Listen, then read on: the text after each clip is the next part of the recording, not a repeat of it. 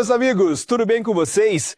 Eu sou o Bruno Oliveira e esse é o canal onde a gente troca ideia sobre tudo que envolve o mundo dos carros, desde manutenção e cuidados até curiosidades e soluções simples para o seu dia a dia no volante.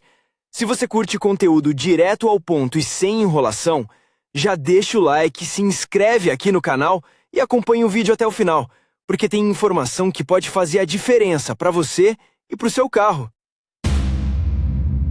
Toda pessoa que decide comprar um carro terá de fazer uma grande escolha: a marca e o modelo do carro, o tipo de carroceria e a capacidade. De passagem, finalmente, o tipo de motor do carro. O último e o mais difícil de decidir é motor atmosférico ou turboalimentado. Cada uma das opções tem suas vantagens e desvantagens, com as quais teremos que nos familiarizar e entender hoje. Unidade de potência atmosférica.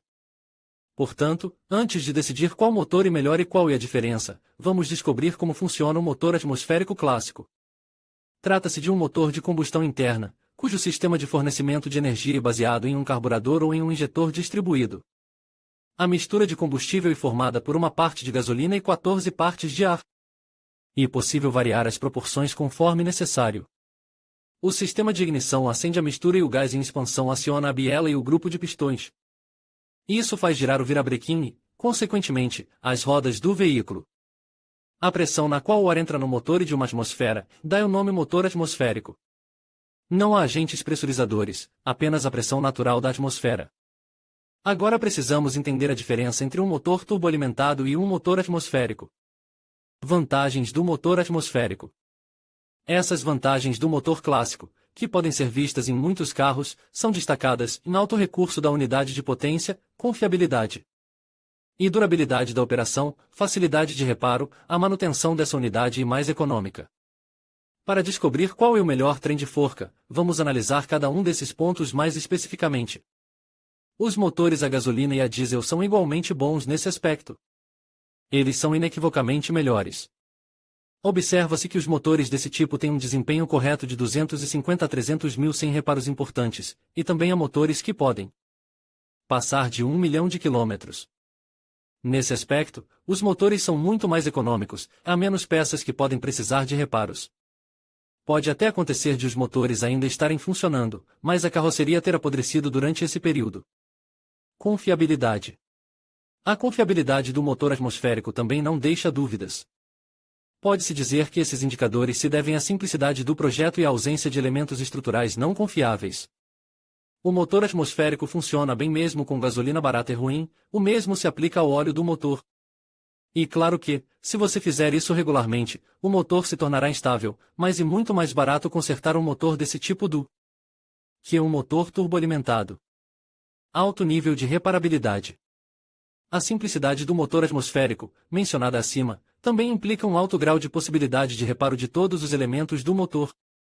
Não é possível falar sobre isso em termos de motores de turbina, tudo é muito mais complicado neles e você pode simplesmente ir à falência ao consertar o motor. Mas há desvantagens inegáveis nesses motores. Ao contrário dos motores turboalimentados, os atmosféricos não podem funcionar de forma estável em condições de alta montanha. A unidade de potência pesa muito mais do que uma similar com turbina, mesmo levando em conta um volume semelhante.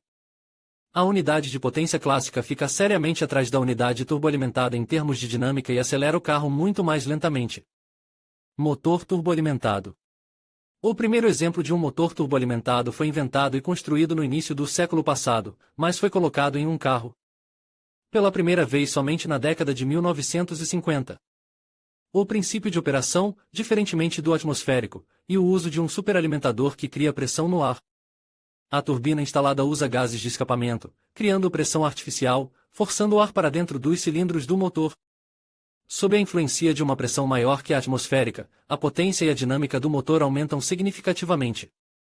Nesse aspecto, um motor com turbocompressor é melhor do que um motor clássico.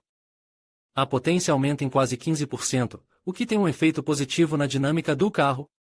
Outra vantagem do motor turboalimentado é uma potência mais alta com todas as outras coisas iguais. Ou seja, mesmo que o volume e outras características das unidades de potência sejam idênticos, a versão com turbocompressor será significativamente mais potente. O aumento do torque faz com que o carro se mova mais ativamente.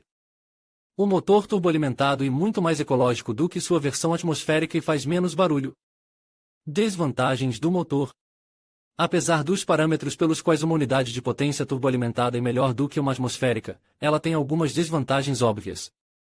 Esse tipo de motor é extremamente sensível ao combustível e ao óleo do motor usados. O filtro de óleo e o óleo duram menos e precisam ser substituídos com mais frequência. O aumento do consumo de óleo devido ao mau funcionamento da turbina é uma falha comum dos motores turbo em comparação com um motor clássico. A vida útil dos consumíveis é 1,5 vezes menor. Isso se deve ao fato de o motor operar em uma temperatura mais alta. Portanto, com uma unidade turboalimentada, os proprietários precisam verificar o nível de óleo com mais frequência, monitorar a condição do óleo e dos filtros. Se for permitido trabalhar com óleo ruim, isso afetará negativamente o trabalho do supercharger. Outra desvantagem óbvia é o consumo de combustível em comparação com a versão atmosférica. Devido ao fato de que mais ar é introduzido nos cilindros do motor, é necessário mais combustível. Isso afeta o orçamento do proprietário do carro, mas, ao mesmo tempo, proporciona mais dinâmica ao carro. Com o estilo de direção calmo, você não notará uma diferença significativa. Também é importante observar que a turbina tem um determinado recurso, após o qual terá de ser substituída, não irreparável, apenas um atraso temporário na forma de manipulações restauradoras e possível. Há também uma peculiaridade de operação, e após viagens dinâmicas, o motor não pode ser desligado imediatamente, ele deve trabalhar um pouco em marcha lenta para resfriar a turbina.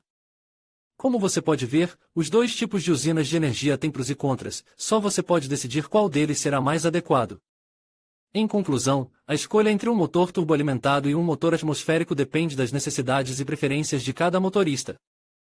Os motores turboalimentados oferecem maior potência e eficiência em um tamanho menor, enquanto os motores atmosféricos são conhecidos pela sua simplicidade e resposta imediata. Avaliar fatores como desempenho, consumo de combustível e custo de manutenção é essencial para tomar a decisão certa. Independentemente da escolha, ambos os tipos de motores têm suas vantagens e desvantagens, e o importante é encontrar aquele que melhor se adapta ao seu estilo de condução.